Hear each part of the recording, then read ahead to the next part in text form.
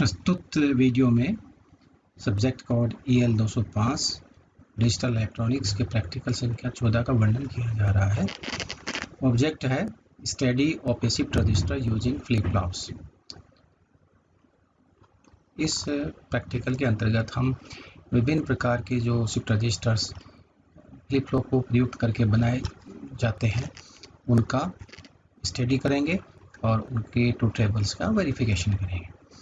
इसमें जो कंपोनेंट्स आवश्यक होंगे वो है IC 7474 जो डी फ्लिप फ्लॉप IC होती है, और दूसरी जो IC काम में लेंगे और गेट की वो है IC 7432। दूसरी जो इक्विपमेंट्स जो इसमें काम में ले जाएंगे ऑपरेटर्स वो है digital trainer kit, wires, props etcetera, जो आवश्यकता अनुसार हम प्रयुक्त करके और इस प्रैक्टिकल की स्टडी कर सकते हैं। नेक्स्ट स्टेप थ्योरी के अंतर्गत हम इन रजिस्टर्स के बारे में ब्रीफ इंट्रोडक्शन प्राप्त कर सकते हैं इन प्रकार से। A register is capable of shifting its binary information in one और both directions is known as shift register.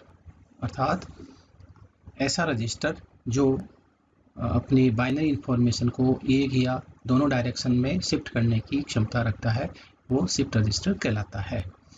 The logical configuration of shift register consist of a D flip flop cascaded with output to one flip flop connected to input of next flip flop. अर्थात shift register का जो logical configuration होता है ये D flip flop के द्वारा बनाया जाता है, जिसमें डी फ्लिप फ्लॉप को कैस्केड करके एक फ्लिप फ्लॉप का आउटपुट दूसरे फ्लिप फ्लॉप के इनपुट में प्रोवाइड करके कनेक्ट करके हम ये कॉन्फ़िगरेशन शिफ्ट रजिस्टर का बना सकते हैं। All flip flops receive common clock pulses which causes the shift in the output of the flip flop. अर्थात जो इसमें सभी जो फ्लिप फ्लॉप्स हैं वो एक कॉमन क्लॉक पल्स को रिसीव करेंगे जो इसमें जो आउटपुट है उसको फ्लिप फ्लॉप्स में शिफ्ट करने का कार्य करेगी। The simplest possible shift register is one that uses only flip flop। सबसे सरल जो शिफ्ट रजिस्टर बन सकता है वो केवल फ्लिप फ्लॉप को काम में लेकर के बनाया जा सकता है, जिसमें output of a given flip flop is connected to the input of next flip flop of the register. जिसमें एक फ्लिप फ्लॉप का आउटपुट है वो दूसरे फ्लिप फ्लॉप के इनपुट को कनेक्ट करके बनाया जाता है। Each clock pulse shifts the content of register one bit position to right।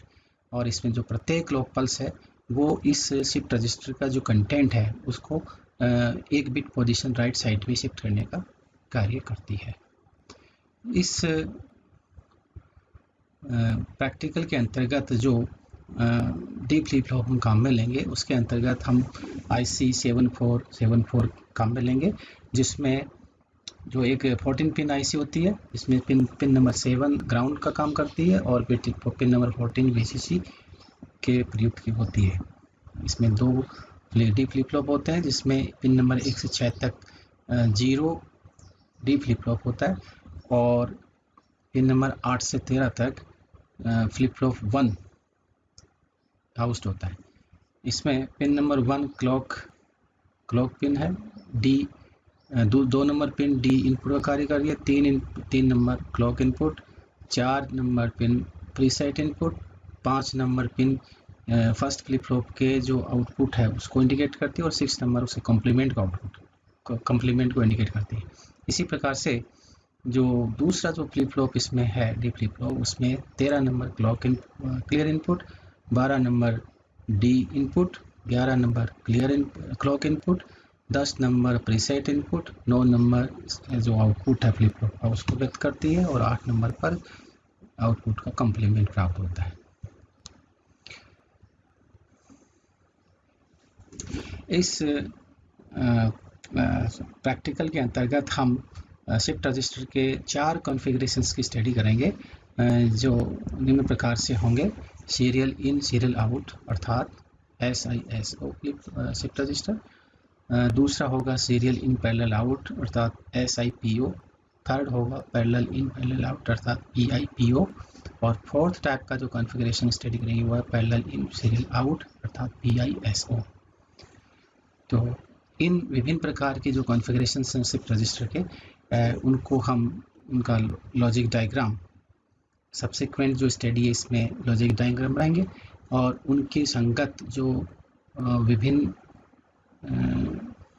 Configurations की जो टू टेबल्स हैं जो दिए हुए जो डेटा इनपुट है उसके अंतर्गत उसको बनाएंगे और उसमें जो डेटा का जो फ्लो होता है उसको हम टू टेबल में इंडिकेट करेंगे और ये देखेंगे कि ये किस प्रकार से परफॉर्म हो रहा है। फर्स्ट कॉन्फ़िगरेशन है सीरियल इन सीरियल आउट। इस कॉन्फ़िगरेशन में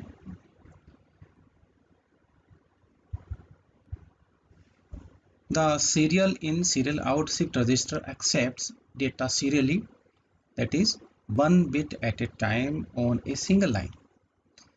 अर्थात इस कॉन्फ़िगरेशन में शिफ्ट रजिस्टर जो हम काम में लेंगे वो डेटा को सीरियली प्राप्त करेगा, जिसका मतलब है एक बिट एट ए टाइम, एक समय में एक बिट को ये इनपुट में लेगा जो एक सिंगल लाइन पर अवेलेबल होंगे। It produces the stored information on its output also in serial form। और जो इंफॉर्मेशन इस फ्लिप फ्लॉप में या इस शिफ्ट रजिस्टर में स्टोर होगी उसको ये अपने जो लास्ट फ्लिप फ्लॉप का जो आउटपुट है वहाँ पर प्रोड्यूस करेगा, वो भी सीरियल फॉर्म में ही अवेलेबल होगी। अर्थात एक बिट एट ए टाइम ये आउटपुट में देगा। यहाँ पर हम 4 बिट शिफ्ट रजिस्टर यूज कर रहे हैं, तो 4 बिट शिफ्ट रजिस्टर 4 बिट को स्टोर कर सकता है, अतः 4 सीरियल इनपुट बिट को ये पहले स्टोर करेगा और तत्पश्चात सब्सिक्वेंट क्लॉक पल्सेस पर ये उन्हीं 4 बिट को आउटपुट लाइन पर प्रोड्यूस भी करेगा, जो कि संगत टू टेबल में दर्शाया गया है। जैसे यहाँ पर हम टाइपिकली एक 4 बिट का एक डेटा लेते हैं जो 1001 के द्वारा व्यक्त कर सकते हैं, जो सीरियल इन लाइन पर अवेलेबल होगा। इसमें जब क्लॉक पल्स प्रथम पल्स प्राप्त होगी तो सीरियल आउट, क्योंकि वहाँ पर पहले से इस शिफ्ट रजिस्टर में जो फ्लिप फ्लॉप प्रयुक्त किए गए हैं उनको सबसे पहले हम क्लियर कर देंगे,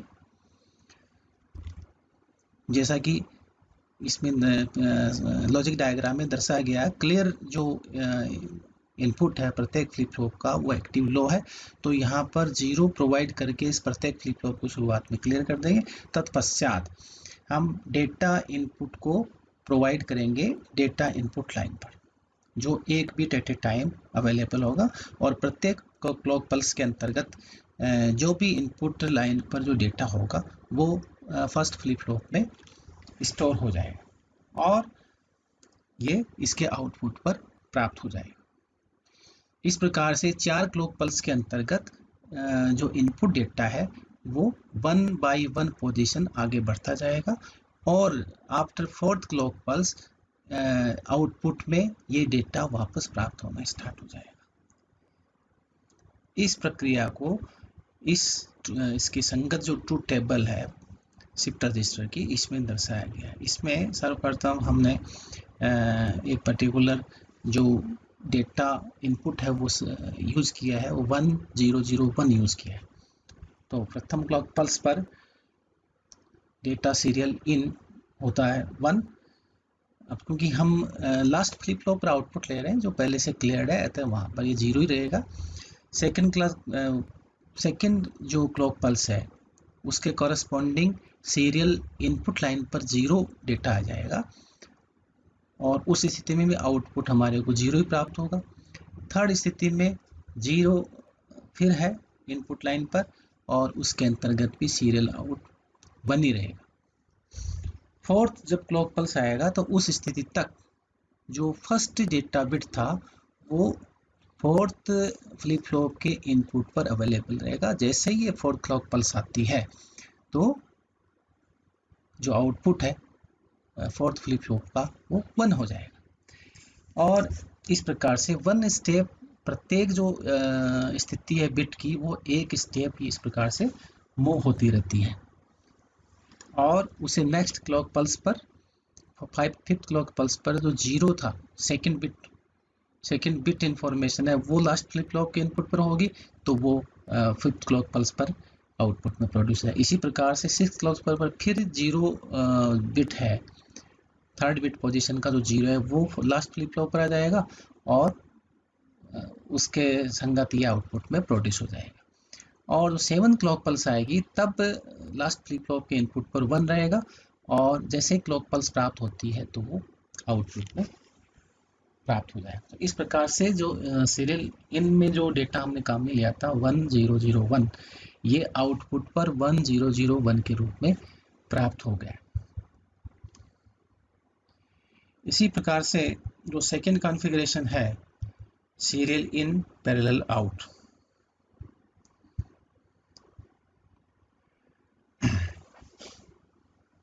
इसके बारे में निम्न प्रकार से हम कह सकते हैं the serial in parallel out shift register accepts data serially that is one bit at a time on a single line. Serial in अर्थात serial in parallel out shift register जो है वो डेटा को सीरियली एक्सेप्ट करता है, अर्थात इसमें जो डेटा इनपुट आता है वो एक सीरियल रूप से इनपुट होता है। इसका मतलब है कि one bit at a time जो बिट है, जो डेटा है वो इस शिफ्ट रजिस्टर में स्टोर होता है। It produces the stored information on it's output in parallel form. और इसमें इस रजिस्टर में जो इंफॉर्मेशन स्टोर्ड है ये इसके आउटपुट पर पैरेलल फॉर्म में अवेलेबल होगी। अर्थात जो इसमें चार फ्लिप फ्लॉप काम में लेंगे तो चार फ्लिप फ्लॉप के जो चार आउटपुट है वहाँ से हमारे को पैरेलल फॉर्म में 4 बिट का डेटा प्राप्त हो जाएगा। इसका लॉजिक डायग्राम इस संगत चित्र में दर्शाया गया जिसमें 4 फ्लिप फ्लॉप काम में लिए गए हैं और प्रत्येक फ्लिप फ्लॉप को एक कॉमन क्लॉक सिग्नल से कनेक्ट किया गया और क्लियर इनपुट इसको कनेक्ट किया गया। क्लियर इनपुट इसमें एक्टिव लो है, अर्थात सबसे सर्वप्रथम इन फ्लिप फ्लॉप को पहले क्लियर कर देते हैं, तत्पश्चात डेटा इनपुट लाइन पर प्रस्तुत करते हैं जिससे हम इस डेटा को इस शिफ्ट रजिस्टर में स्टोर कर सकें। और जो सब्सिक्वेंट जो क्लॉक पल्सेज हैं उनके संगत जो भी डेटा अवेलेबल होता है फर्स्ट फ्लिप फ्लॉप के इनपुट पर वो इसमें स्टोर हो जाता है, या इसके हम कह सकते हैं इसके आउटपुट पर आ जाएगा प्रथम बिट और ये दूसरे फ्लिप फ्लॉप का इनपुट बन जाएगा। फिर दूसरी क्लॉक पल्स पर दूसरे फ्लिप फ्लॉप का जो इनपुट है वो इसमें स्टोर हो जाएगा और ये थर्ड फ्लिप फ्लॉप का इनपुट बन जाएगा। और इस प्रकार से थर्ड क्लॉक पल्स पर थर्ड जो फ्लिप फ्लॉप है उसका जो इनपुट है वो इसमें स्टोर हो जाएगा और ये फोर्थ फ्लिप फ्लॉप के इनपुट के रूप में अवेलेबल हो जाएगा। इस प्रकार से फोर्थ क्लॉक पल्स जैसे प्राप्त होती है तो वो शुरुआत वाला जो फर्स्ट बिट था वो चौथे फ्लिप फ्लॉप में स्टोर हो जाएगा और इसके आउटपुट पर अवेलेबल हो जाएगा। तो इसी प्रकार से इसी के संगत जो सेकंड, थर्ड और जो फोर्थ बिट है वो फ्लिप फ्लॉप नंबर 3, 2 और 1 में सब्सिक्वेंटली स्टोर हो जाएंगे और प्रत्येक फ्लिप फ्लॉप के आउटपुट पर ये अवेलेबल होंगे। तो इस प्रकार से जो डेटा 4 क्लॉक पल्स के संगत जो इनपुट में जो 4 बिट डेटा था वो इन 4 फ्लिप फ्लॉप में स्टोर हो गया और प्रत्येक फ्लिप फ्लॉप की जो आउटपुट है Q0, Q1, Q2, Q3 तो यहाँ पर हमारे को जो डेटा था 4 बिट इनपुट डेटा वो इन आउटपुट्स के ऊपर अवेलेबल होगा। इसको हम संगत ट्रुथ टेबल के द्वारा निम्न प्रकार से प्रयुक्त रिप्रेजेंट कर सकते हैं, जिसमें डेटा सीरियल डेटा हमने काम में लिया है 1001 और आउटपुट हम ले रहे हैं Q3, Q2, Q1 और Q0 के रूप में। तो इसमें हम देख सकते हैं विभिन्न clock pulses first, second, third, fourth के अंतर्गत हम देख रहे हैं कि जो फर्स्ट क्लॉक पल्स के अंतर्गत जो डेटा 1 है, फर्स्ट डेटा जो प्राप्त हो रहा है वो Q3 फ्लिप फ्लॉप को के आउटपुट में चला जाएगा। बाकी ऑलरेडी क्लियर है, इसलिए उनका आउटपुट 0 रहेगा। इसी प्रकार से नेक्स्ट क्लॉक पल्स पर इनपुट में डेटा 0 है और Q2 जो सेकंड फ्लिप फ्लॉप है उसका इनपुट 1 हो गया है। अतः जैसे ये सेकंड क्लॉक पल्स आती है तो Q3 का आउटपुट 0 हो जाएगा और Q2 का 1 हो जाएगा और Q1 Q0 का आउटपुट 0 ही रहेगा। इसी प्रकार से जो थर्ड क्लॉक पल्स आती है उस वक्त हम देख रहे हैं कि इसमें Q3 Q2 0 0 हो जाएगा और Q1 1 हो जाएगा और Q0 0 ही रहेगा। फोर्थ क्लॉक पल्स पर इनपुट में डेटा 1 आ गया, अर्थात इसके संगत Q3 1 हो जाएगा, Q2 का इनपुट 0 था इसलिए यह आउटपुट 0 हो जाएगा और Q1 का इनपुट भी 0 था, अतः इसका भी आउटपुट 0 हो जाएगा और Q0 का, क्योंकि प्रीवियस स्टेट में आउटपुट जो Q1 का आउटपुट 1 था और वो Q0 का इनपुट है, अतः इस क्लॉक पल्स पर Q0 का आउटपुट भी 1 हो जाएगा। और इस प्रकार से हम देख रहे हैं कि जो आउटपुट है हमारे पास में Q3 से Q0 तक का वो 1 0 0 1 के रूप में प्राप्त हो रहा है, जो कि सीरियल डेटा का एकदम परफेक्ट सिमिलरिटी है।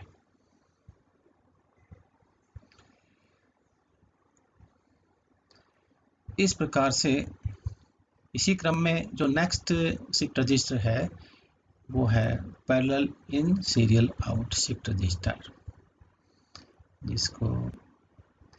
जिसका डिस्क्रिप्शन निम्न प्रकार से कर सकते हैं। The parallel in serial out shift register accepts data in parallel, अर्थात ये शिफ्ट रजिस्टर पैरेलल डेटा को इनपुट के रूप में एक्सेप्ट करता है। It produces the stored information on it's output in serial form, और इसमें जो इंफॉर्मेशन स्टोर्ड होती है उसको यह आउटपुट पर सीरियल फॉर्म में प्रोड्यूस करता है या आउटपुट प्रदान करता है। इसका लॉजिक डायग्राम निम्न प्रकार है। इसमें हमने 4 बिट शिफ्ट रजिस्टर के लिए 4 फ्लिप फ्लॉप को काम में लिया है और इसमें 3 और गेट भी काम में लिए गए हैं जो इसमें डेटा इनपुट के काम में जो डेटा इनपुट का कार्य करेंगे। आउटपुट इसमें सीरियल आउटपुट हो रहा है और इसमें जो इंफॉर्मेशन है, सर्वप्रथम हम प्रत्येक फ्लिप फ्लॉप को क्लियर करेंगे, तो उसके लिए जो एक्टिव लो क्लियर सिग्नल है या जो लाइन है उसको हम 0 जैसे ही 0 उस पर प्रदान करेंगे तो प्रत्येक फ्लिप फ्लॉप क्लियर हो जाएगा, अर्थात उनके आउटपुट सबके 0 हो जाएंगे। और चूंकि यहाँ पर हम सीरियल डेटा इनपुट के रूप में काम में ले रहे हैं, जो 4 बिट डेटा है D3, D2, D1, D0 के रूप में, तो यहाँ पर जो डेटा होगा वो जैसे क्लॉक पल्स प्राप्त होगी तो क्लॉक पल्स प्राप्त होने पर ये संबंधित फ्लिप फ्लॉप में के आउटपुट पर प्राप्त हो जाएगा।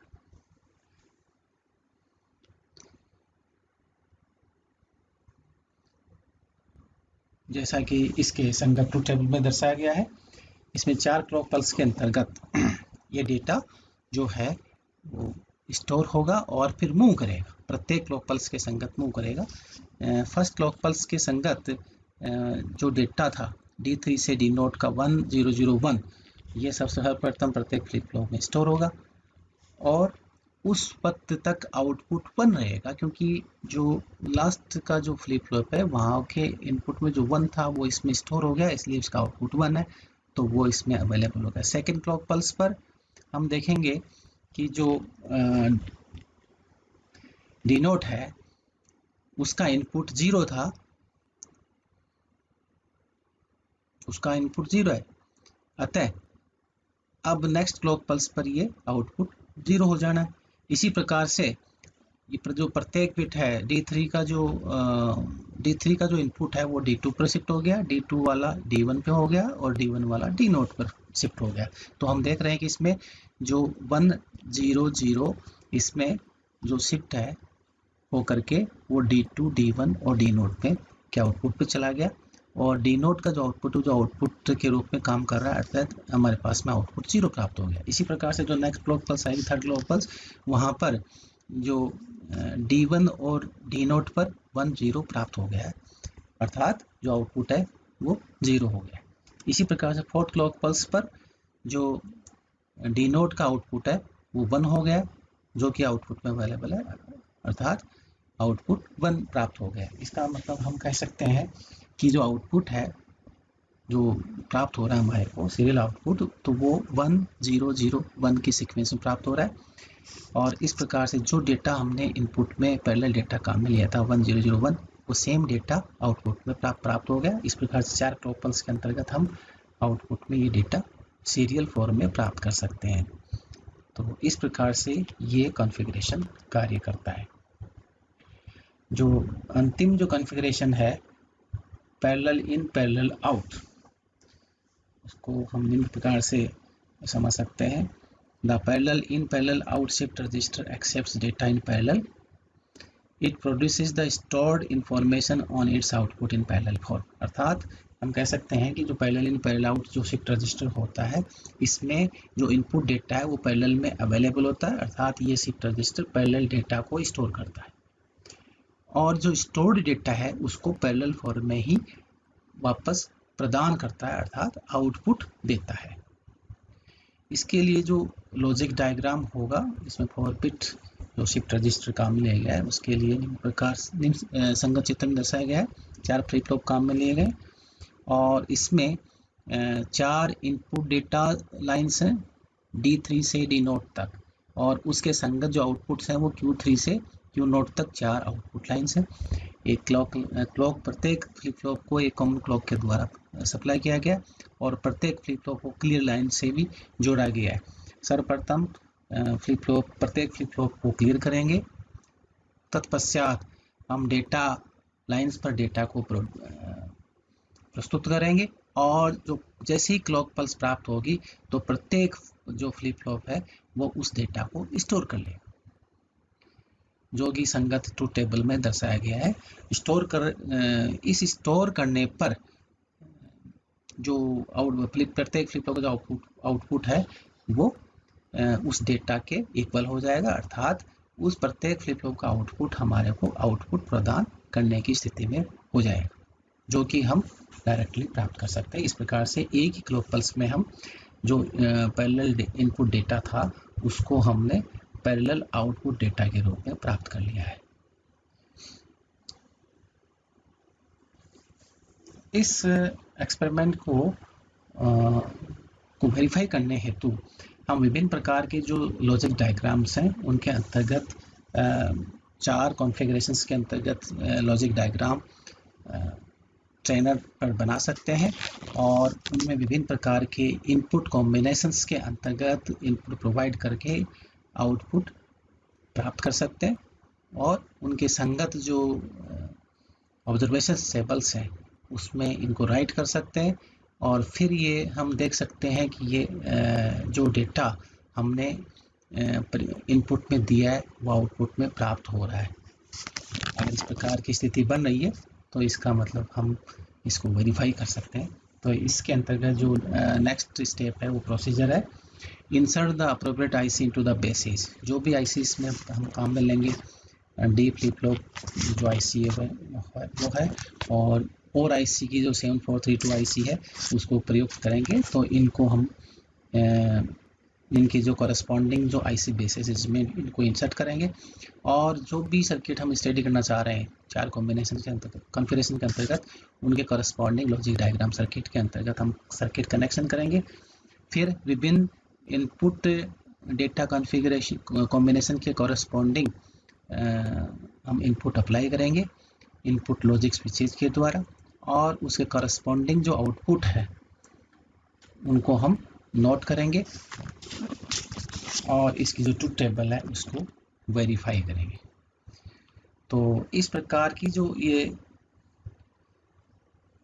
ऑपरेशंस है इनको हम निम्नलिखित ऑब्जर्वेशन टेबल जो प्रत्येक कॉन्फ़िगरेशंस के लिए दर्शाई गई है इसमें इनको पुट अप करेंगे। जैसे फर्स्ट नेक्स्ट है इसमें serial in parallel out configuration के लिए, और इसी प्रकार से जो नेक्स्ट है parallel in serial out configurations के लिए, और इसी प्रकार से जो लास्ट है parallel in parallel out configuration के लिए। इन 4 ऑब्जर्वेशन टेबल के अंतर्गत हम विभिन्न प्रकार के जो इनपुट कॉम्बिनेशंस हैं उनको प्रत्येक सर्किट के कॉरेस्पॉन्डिंग प्रोवाइड करेंगे और कॉरेस्पॉन्डिंग आउटपुट को इनमें नोट करेंगे, और फिर ये देखेंगे कि ये सर्किट प्रॉपर्ली वर्क कर रहे हैं। तो ऐसी स्थिति में फिर हम कंक्लूजन निकाल सकते हैं और उसको रिजल्ट जो स्टेप है उसके अंतर्गत निम्न प्रकार से लिख सकते हैं। Thus we have studied various shift registers using flip flop successfully। अगर हमने जो ऑब्जर्वेशन प्राप्त किया है वह एग्जैक्टली जो इनपुट डेटा हमने काम लिया वही आउटपुट में डेटा प्राप्त हो रहा है, तो ऐसी स्थिति में हम कह सकते हैं कि हमने ये जो सर्किट डायग्राम या जो लॉजिक डायग्राम प्रयुक्त किया है वो बिल्कुल सही प्रकार से कार्य कर रहा है, और हम ये कह सकते हैं कि हमने संबंधित कॉन्फ़िगरेशंस की जो 2 टेबल्स है उनको हमने सक्सेसफुली वेरीफाई कर लिया है। That's all, thanks.